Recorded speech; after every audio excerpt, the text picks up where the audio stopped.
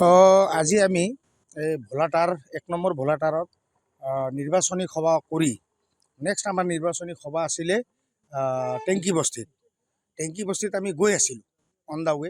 নদীখন পাৰ হ'ব লাগে, নদীখন পাৰ হৈ ঠিক আমি ৰাস্তা পাম আৰু ভাল ৰাস্তা।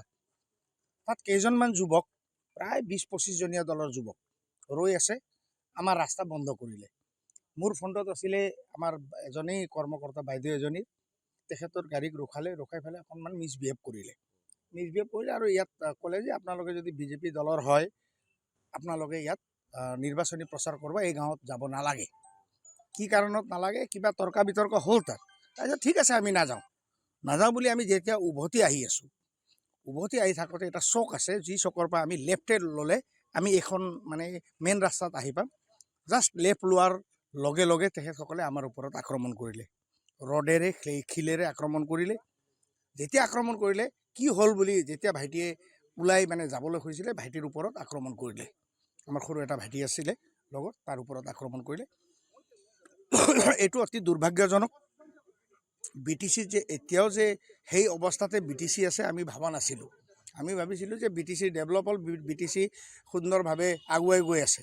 কিন্তু এতিয়াও যে তাত বন সদৃশ মানুহ এতিয়াও তাত যে আছে, সেইটো দুৰ্ভাগ্যজনক। আৰু ইয়াত এটা বিষয়, ইয়াত ক'ৰবাত না ক'ৰবাত আপোনাৰ কিবা না কিবা এটা মোক শংকা এটা হৈছে।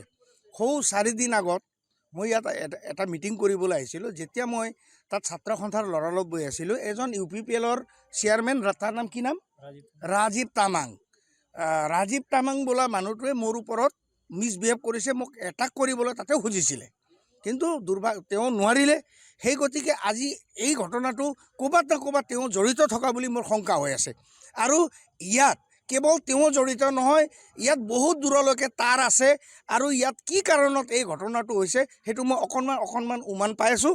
অনাগত দিনত যদি সেই কথাটো যদি প্ৰমাণিত হয়, আপোনালোকক মিডিয়াক সকলোকে মাতি সেইজন মানুহৰ মই মুখা খুলিম। নিশ্চয় ৰাজনৈতিক দলটো 100% জড়িত আছে। যিহেতু ৰাজীৱ তামাং এটা UPPLৰ চেয়াৰমেন হয়, ইয়াতো ৰাজনৈতিক দল 100% আছে। আৰু তাত UPPL, BPF আৰু TMCৰ সমৰ্থক আছে। আৰু ক'ৰবাত না ক'ৰবাত ইয়াত কিছু আৰু অন্য ব্যক্তিও থকা যেন আমাৰ ডাউট এটা হৈ আছে। সেইটো আমি নিশ্চয় পৰীক্ষা কৰিম, আমি সেইটো লৈ পেলাই আমি এক্সামাইন কৰিম। কৰাৰ পিছত যদি কিবা তেনেকুৱা ওলায় আপোনালোকক আমি নিশ্চয় জনাম। নহয়, আজি চাওক, আমাক তেওঁসকলে বাধা দিয়াতে অ'কে, তোমালোকে বাধা দিছা, নকৰোঁ।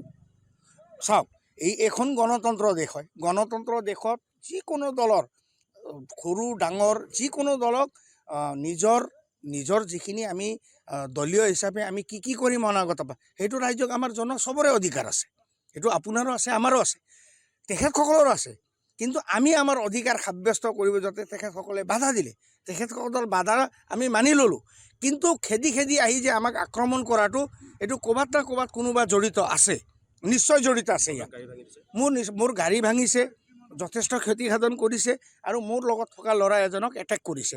আৰু এই বাইদেউজনীক যেনেকুৱা ধৰণে এজন মানে লেডিছক যি ধৰণে তেখেতসকলে মিছবিহেভ কৰিছে, সেইটো অতি দুৰ্ভাগ্যজনক। আৰু তেখেতসকলৰ যিজন আকা বা নেতৃত্ব, তেখেতসকলে গম পাইছে যে এইখন নুনাই চেৰপাঙত BJP দলে অলৰেডি জিকিব। আৰু BJP ৰাষ্ট্ৰীয় দলৰ উত্থানত BTCত সৰু দল যিবিলাক আছে সেইবিলাক শংকিত হৈ এইবোৰ ঘটনাত জড়িত হৈছে।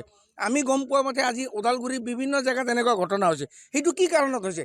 তাৰমানে ইয়াত BJPয়ে চৰকাৰ বনাই আছে BTCত, সেইকাৰণে সেইবোৰ দলে এইবোৰ ঘটনা কৰিবলৈ তেখেতসকলে কুণ্ঠাবোধ কৰা নাই। এইটো 100% পূৰ্ব পৰিকল্পনা, নহ'লে তেওঁলোকে তেনেকুৱা পৰিকল্পিতভাৱে ৰড লৈ নাথাকে নহয়। এনেকুৱা এতিয়া আমি যেনেকৈ ইয়াত কথা হয়, ইয়াত কোনোবাই আক্ৰমণ কৰিব আহিলে আমাৰ হাতততো একো নাই, কাৰণ আমাৰ পৰিকল্পনা নাই। যিয়ে পৰিকল্পনা কৰি আহিছে তেখেতসকলৰ হাতত অস্ত্ৰ আছিলে। সেই গতিকে তেখেতসকলে অলৰেডি পৰিকল্পনা কৰি কাবাৰ প্ৰৰচনাত তেখেতসকলে পৰিকল্পনা কৰি বহি আছিল। আমিতো অলৰেডি আমি পুলিচ প্ৰশাসনক আমি অলৰেডি দিছোঁ। যিহেতু প্ৰশাসন আছে, প্ৰশাসনৰ ওপৰত আমাৰ বিশ্বাস আছে, আমি প্ৰশাসনক অলৰেডি এজাহাৰ দিছোঁ। সেই যিকেইজন কালপ্ৰিট, সেই কালপ্ৰিটে তেখেতসকলে কিন্তু বহুত নিচা পানী কৰিছিলে, বহুত মদ পানী খাইছিলে। আৰু এইটোৱে কালচাৰ, যে মদ পানী খোৱা, তাৰপিছত কাৰোবাক মিছবিহেভ কৰা কালচাৰ আজিও এইটোৱে চলি আছে। হয় নে নহয় এতিয়াও জংঘল ৰাজ তাৰমানে জংঘল ৰাজ বুলি ক'ব লাগিব নেক্সট ইয়াত বিজেপি আহি ফালে মানুহক চিভিলাইজ কৰিব বুলি এতিয়াও ভয় আৰু শংকা আছে সেই গতিকে তেখেতসকলে এইবোৰ কাণ্ড কৰিছে এইটো অতি দুৰ্ভাগ্যজনক আৰু এনেকুৱা কাণ্ডক আমি ঘোৰ নিন্দা কৰোঁ এতিয়া আমি 8গৰাকী ব্যক্তিৰ নাম পাইছোঁ সেই 8গৰাকী ব্যক্তিক যেতিয়া ধৰি আনিব মানে প্ৰশাসনে তেতিয়া তেখেতসকলৰ পৰা আৰু কোন কোন জড়িত আছিলে তাত প্ৰায় 25জনমান ব্যক্তি জড়িত আছে আৰু চব ডেকা ল'ৰা আৰু চব মদ খোৱা ডেকা ল'ৰা আছিলে আমাৰ চিনাকি মোৰতো মই চাওক মই ইয়াৰ নহয় মই আহিছোঁ বাহিৰৰ পৰা মই এজ এ কেম্পেইনাৰ হিচাপে আহিছোঁ তাত মোৰ লগত যি লোকেল মানুহ আছে তেখেতসকলে জনামতে তাত বড়ো জনগোষ্ঠী গোৰ্খা জনগোষ্ঠী আৰু আমাৰ অসমীয়া জনগোষ্ঠী ডেকা বুলি এজন কিবা তপন ডেকা না কি বুলি তেখেতো তাত জড়িত আছে আৰু কি মানে কোন কোন জড়িত আছে সেইটো নিশ্চয় অনাগত দিনত প্ৰশাসনে ওলাব আমি তেখেতসকলক আনি এৰেষ্ট কৰিব লাগে আৰু তেখেতসকলে যি কৰিছে তাৰ সংবিধানৰ গণ্ডিত কি শাস্তি তেখেতসকলে সেই শাস্তিটো তেখেতসকলে পাব লাগে তো আজি ঠিক সন্ধিয়া 5টামান বজাত আমি টেংকি বস্তি থালিমপুৰ যাৰ বুলি কোৱা জেগাত গোৰ্খা সম্প্ৰদায়ৰ লোক তাতে যথেষ্টখিনি আছে তেওঁলোকক অলপ আমি বিজেপিৰ পক্ষত প্ৰচাৰ কৰিবৰ কাৰণে আমি এটা সভা আয়োজন কৰিছিলোঁ সেই সভালৈ যাওঁতেই ঠিক অলপ আগতে আমাৰ অৰ্জুন চেত্ৰী ছাৰে কোৱাৰ দৰে উদ্যন্ত যুৱকসকলে আগুৰি ধৰিছে আমাক যাবলৈ বাধা কৰিলে আমি বাধা দিয়া মতে পিছত আমি নগ'লোঁ তাতে ঘূৰি গ'লোঁ কিন্তু সাউথ ইণ্ডিয়ান মুভিৰ দৰে আমাৰ পিছে পিছে বাইক দৌৰাই আমাক যেনেকৈ লাঠি ৰড শিলেৰে যেনেকৈ প্ৰহাৰ কৰিছে অতিকে দুখ লগাজনক আজিলৈকে নুনাই চেৰফাঙত এনেকুৱা ধৰণৰ দুৰ্ভাগ্যজনক ঘটনাবিলাক হোৱা নাছিল খুব শান্তিপ্ৰিয়ভাৱে সকলো দলে নিজে নিজে প্ৰচাৰ অভিযানবোৰ আগবঢ়াই গৈ আছিল কিন্তু আজি যি পৰিস্থিতি আমি দেখা পাইছোঁ সঁচাকৈ সঞ্জীৱ তান্তৰ উত্থানৰ প্ৰতি অন্য দলৰ প্ৰাৰ্থী লোকসকলৰ শংকিত হৈ আজি বিজেপি দলৰ কৰ্মীসকলৰ ওপৰত বিভিন্ন ধৰণৰ পদক্ষেপ লোৱাৰ কাৰণে তেওঁলোকে পদক্ষেপবিলাক লৈ আছে আৰু অহাকালিৰ পৰা দিনত কিন্তু আকৌ তেনেকুৱা বিভিন্ন ধৰণৰ পদক্ষেপ ল'বৰ কাৰণে সাজু হৈছে নেকি এনেকুৱা আমাৰ মনত এটা সন্দেহ হৈছে গতিকে আমি প্ৰশাসনৰ ওপৰত দাবী জনাইছোঁ অতি সোনকালে এই দুৰ্বৃত্ত লোকসকলক প্ৰশাসনে ধৰি আনি উচিত ব্যৱস্থা কৰে